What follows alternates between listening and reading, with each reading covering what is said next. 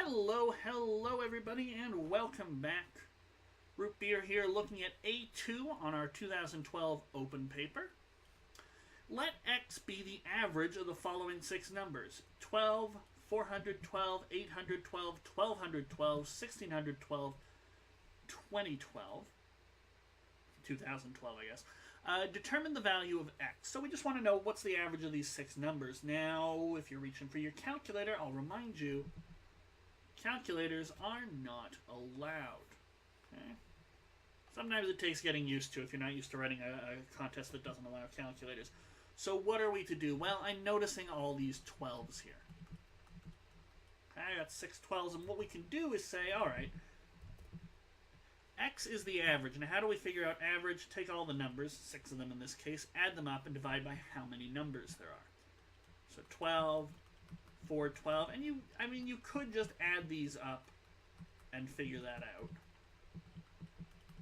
I don't think that would be too hard, but let's see if we can be a little more clever about this. And I'm going to be writing more steps than you might think is necessary. But all I'm breaking up is the 412 into 400 plus 12. This is still technically correct. All I want to do is figure out the sum on the top here and divide that by 6. All of this over 6. Well, how many 12s do we have? I've got 6 12s. And we'll make that its own separate fraction. Plus, and then what's left over? Pull out a factor of 100, and you've got 4 plus 8 plus 12 plus 16 plus 20, and these are much easier things to add up. And you might say, well, these were pretty easy to add up, in which case, great. But you don't have to,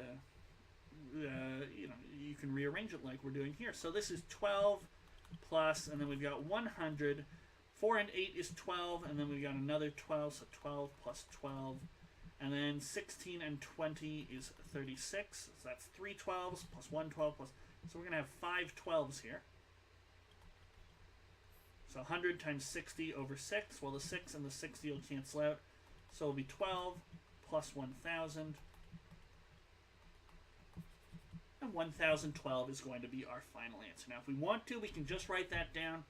And if that's the right answer, we get full marks. But if we made a little arithmetic mistake or rearrangement mistake or something like that, we want to have this work shown so that we can get part marks if we need it, because we want to really do well. And part of doing really well is being able to get the right answer and get it quickly so you've got enough time at the end. But another part of doing well is being able to say, well, gee, maybe I can't finish C4, but I can definitely make sure that all my work on the earlier questions is correct, has a little bit of explanation in case it's correct and it isn't correct, but I think it is. And students who are careful like that, writing complete sentences, nice, neat, are organized, and give time to the earlier questions as well, those are the ones who can do really, really well. Okay? Even if they can't do some of the C questions. All right? So up next will be A3. Yeah, A3. So I'll see you for that in the next video.